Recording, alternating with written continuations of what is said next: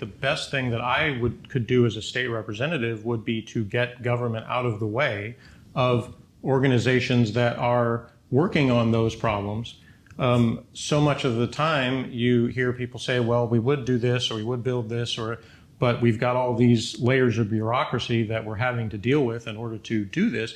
So we don't have a free market. We don't have that in any area, and housing is just one example. Yeah. So the closest we can get to a free market, the better. And so my job would be looking at the areas where people are being stopped from doing what they need to do in order to make housing more affordable.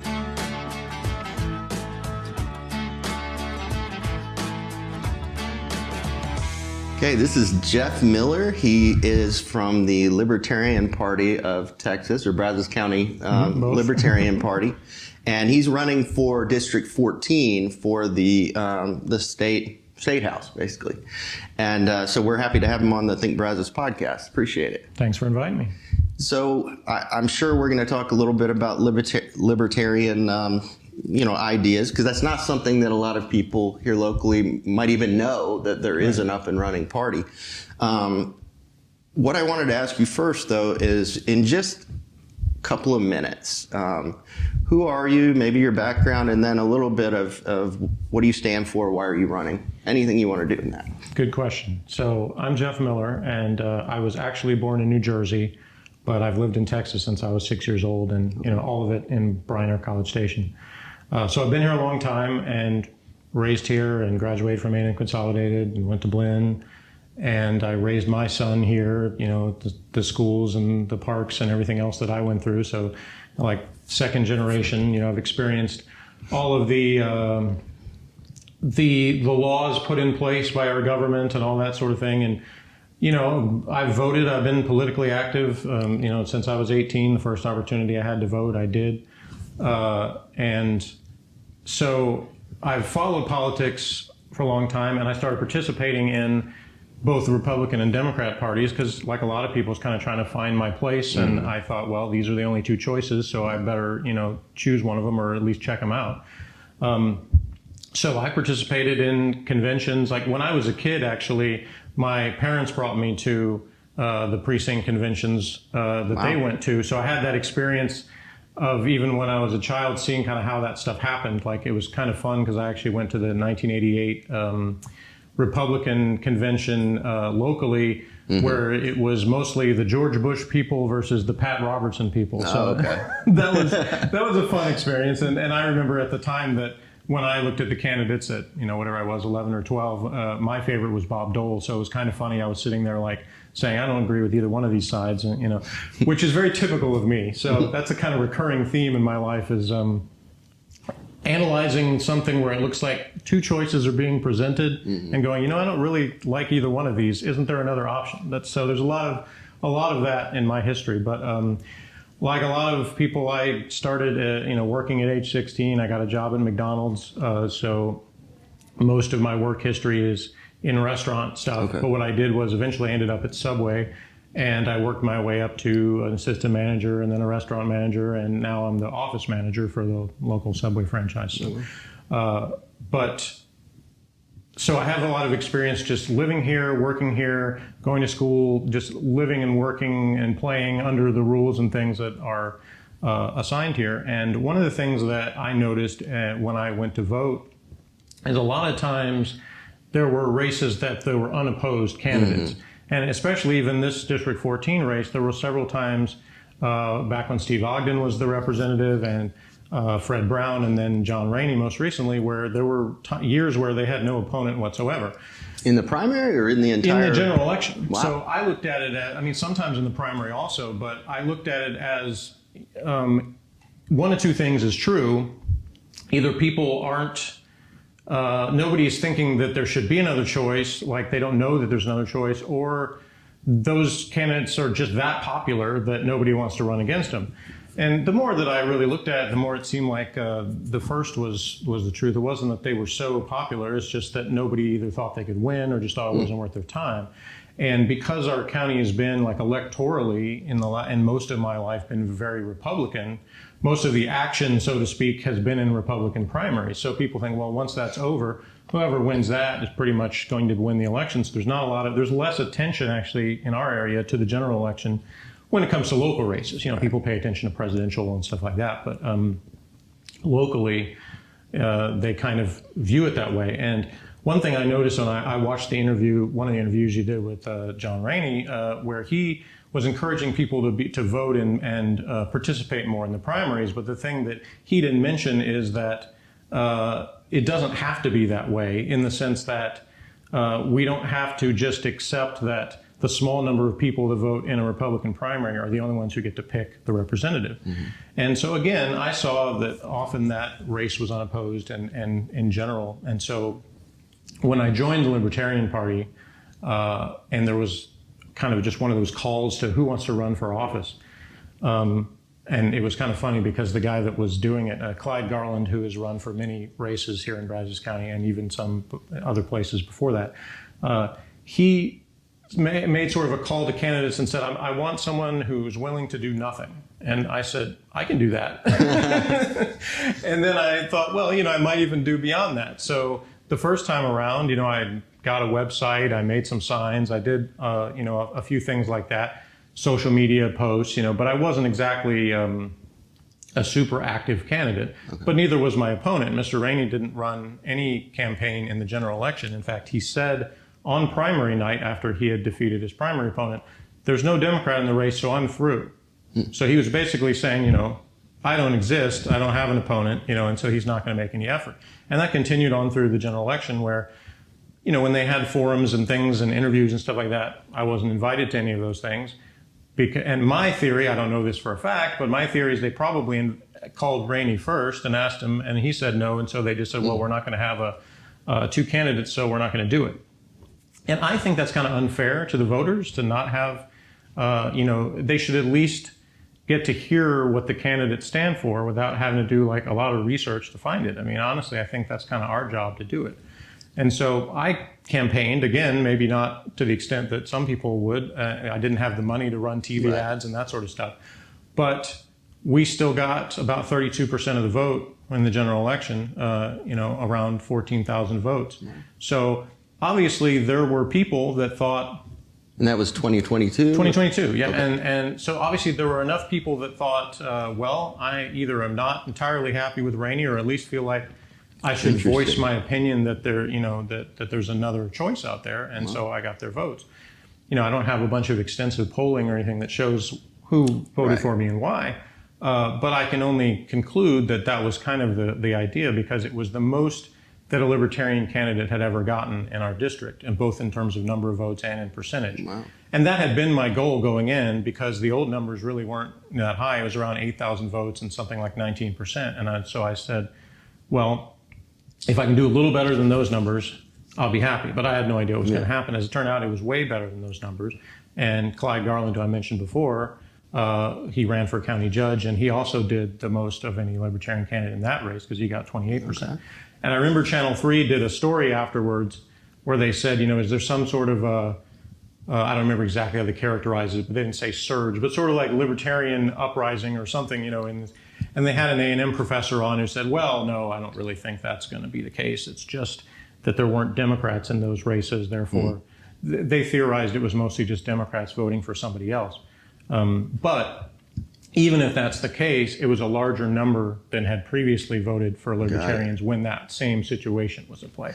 So I look at it and think, even some of those people, if they identify themselves as Democrats, they're not particularly satisfied with the Democrats either. Like I think people of both parties who have done the same thing I did, where they sort of said, well, I guess I have to pick one of these two, have started to get tired of both of them and are looking for something else. And I think our job as Libertarians is mainly just to show people there is another choice, that both of the major parties stand for more government and more control over your life. And we're the party that says we actually want you to be able to control your own life and have your own freedoms.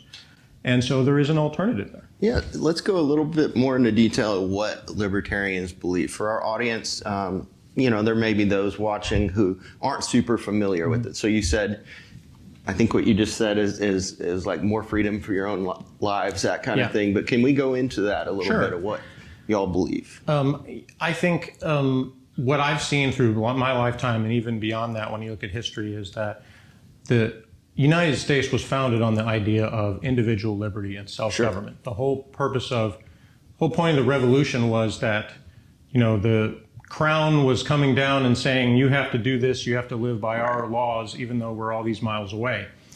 Well, so the revolution was fought. The whole point was people ought to be able to govern themselves in their local communities, decide how they want to live their lives. Slowly over time, we have ceded more of our power and freedom to government and to governments further and further away from us. So we've got the state government in Austin, then we've got the federal government in DC. So what do you know, like after all these years, we have another situation where people far away from us are dictating to us how we're supposed to live our lives. And that's not the way it's supposed to be in America. So one of the things that, that really prompted me to want to run for office in 2020 was the way that when we had panic over the COVID virus, that all of the elected officials just forgot all of those things about less government and letting people live their lives. And they just started dictating to everybody, you can't go to church, you can't go into this building without something covering your face. You can't even go outside your home for 2 weeks, because this is how these experts have decided that we're going to curb this virus. And all of the so-called small government conservatives just went right along with that. And all the way from the federal down to our local officials here, you would think this is that opportunity to say, well, here, in Brazos County in Texas, we're not going to just swallow that. And they all did. And so I definitely felt like there was a need to have another choice, or somebody who said, we're not going to respond that way in that situation. But as a general rule, I'd say libertarians, that is the view, is that we're the sort of descendants of the founding fathers and the people that want self-government. And that right now you have two parties that have both been going in the direction of more control over your life. One of them comes out and tells you that. The Democrat Party says that's what you need. The government needs to control more things. The problem is we don't have enough laws and regulations and all that. So there was a wise man who once said, the problem in American politics is that the Republicans don't keep their promises and the Democrats do. And so that's kind of what we've seen, is the Democrats come out and tell you, we want to tax you more, we want to spend more, we want to control you more. Republicans pretend like we're against all that, and then when you actually elect them and they're in office, you see over and over again, they continue to do the same thing. They also grow government, they also raise taxes and spending. It's sort of like a different flavor of the same type of authoritarian control. So what we're doing as libertarians is saying there's another way. It's the whole thing that made America different in the first place. So if you still believe in those ideals, or you're coming to them now, then we're out there. So that's what we're offering as an alternative, is that idea that you should be able to live your own life, decide how you want to live, what you want to buy, what you want to consume, how you want to run your business, all those things that there's so many layers of government now that you have to get through in order to be able to do that. We want to get as many of those things out of your way as possible to let you live your life the way that you want to live it. There's this perception that the purpose of government is to solve problems. I'm going to blow some people's mind when I say that that's not what the purpose of government is. The only purpose of government is to protect the rights of people. And the individual liberties that people have inherently. That's what government's role is, not to go around trying to solve every little problem, especially when a lot of those problems were caused by government in the first place. So much of the time, there was another wise man, a former libertarian candidate named Harry Bryan, who said the government is good at breaking your legs and then giving you a crutch and saying, aren't you thankful that the government helped you with this problem? So that's the general idea, again, is we're providing that solution that says, we're not here to tell you that the government is here to solve your problems. We wanted to get it out of your way. Okay, and then going a little more into that for a second, what things would the libertarians believe should be regulated? What things should be regulated? Well, I guess my best answer to that is the things that actually do harm. So when you start talking about, what's necessary in government, if somebody is violent towards someone steals from someone commits fraud or abuse of some kind, those are the things that there's a justification why there's laws against. And so when it comes to regulations, it's basically that same thing. You know, things like pollution or situations where someone can cause actual physical harm to someone, there have to be some regulations because people have the right to, you know, not be poisoned and things like that. You know, so there are regulations that are justified, but the onus is on the government to show this is why this regulation is necessary. It shouldn't be on the people to petition the government the other direction and say, here's why we need this regulation gotten rid of. There needs to be just cause given why you're going to be regulated, not the other way around. Yeah. Okay. And I have a feeling that some of the questions that I have for you today probably be pretty quick answers. But here's the first one. I've been trying to ask all the candidates this question is ultimately, where do you stand on, it can be related to workforce housing, any number of problems that our state and our district, this district face. But housing is one that us with Habitat for Humanity, we know a lot about. What is the role, in your opinion, of state government in ensuring that people have affordable, I'm trying to remember exactly how I asked the other candidates, but I framed it like this, that we've got like about 1,000, when we're talking legal immigration, we've got about 1,000 people moving to Texas every day for the past number of years. That brings growth, like massive growth that really impacts building homes, doing all those things that people need. Is there any role for state government in dealing with some of the impacts that communities like Bryan College Station face with that? Yeah, I think, and this again is going to sort of be across the board in a lot of areas, but I think the best thing that I could do as a state representative would be to get government out of the way of organizations that are working on those problems. So much of the time you hear people say, well, we would do this or we would build this, but we've got all these layers of bureaucracy that we're having to deal with in order to do this. So we don't have a free market. We don't have that in any area, and housing is just one example. Yeah. So the closest we can get to a free market, the better. And so my job would be looking at the areas where people are being stopped from doing what they need to do in order to make housing more affordable and get those regulations and laws out of the way. That would be my job. And obviously, a big thing would be listening to organizations like yours and others to what do you think the problems are? What do you think the solutions are? And if those solutions don't transgress on someone else's rights or harm anyone else, let's see how I can help you get those done. So that would be my goal. It would not be to try to impose any particular agenda on anyone.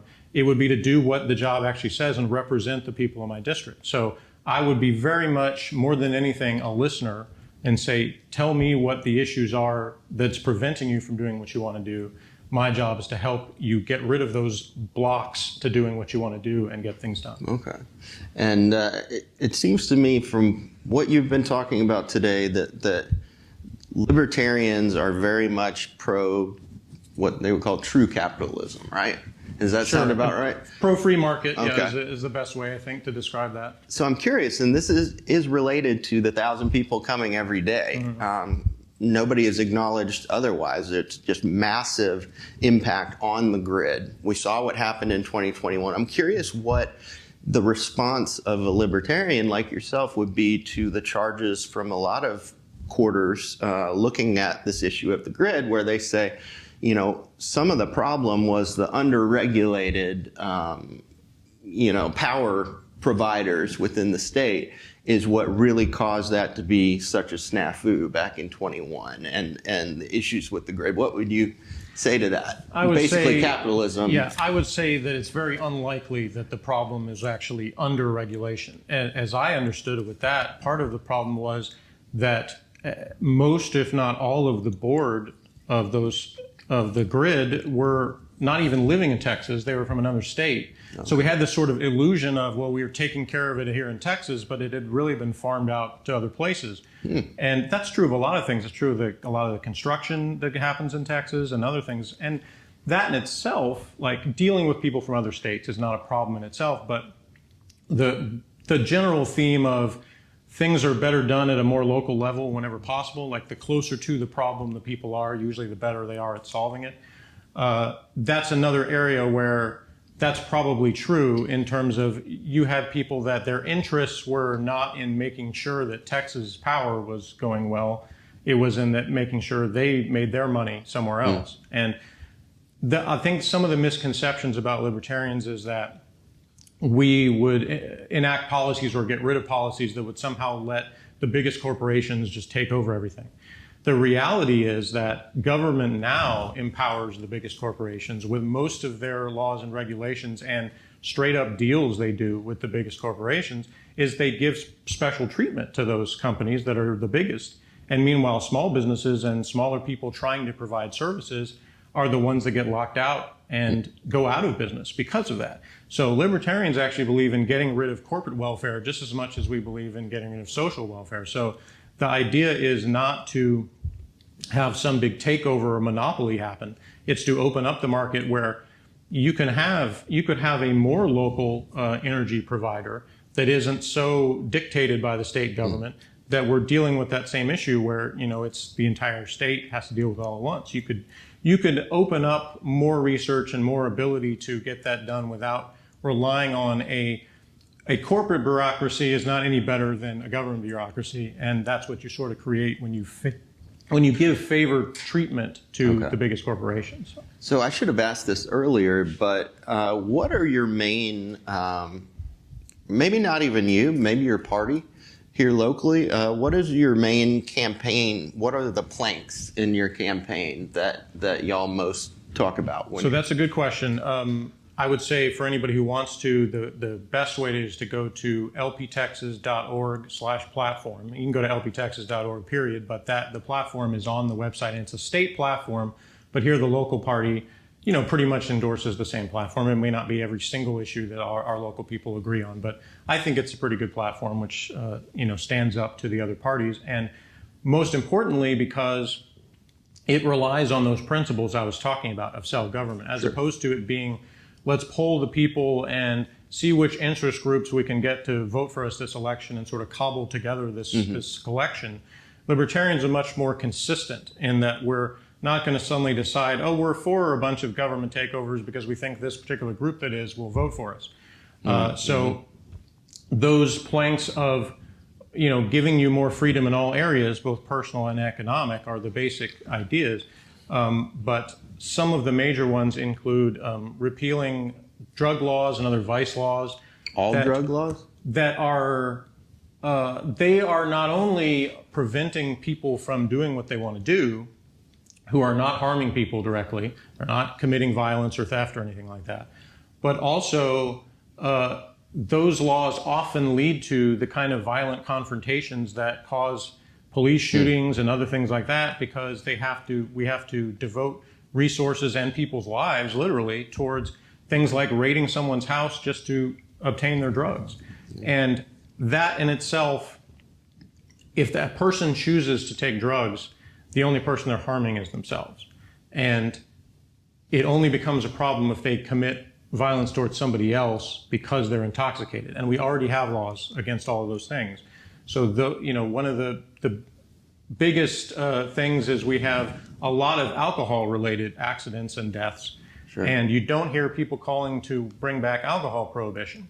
Mm-hmm. So we've seen that those laws don't work, that they're part of the problem, but yet somehow people kind of put the blinders on when it comes to other drugs because they just have that idea, these are bad, so we have to separate them because they're worse. But the thing is it's not true, is that, like I said, every reason you can come up with for why these other drugs should be illegal, you could also apply to alcohol, and it's not. So that tells you that there's an inconsistent principle being applied there.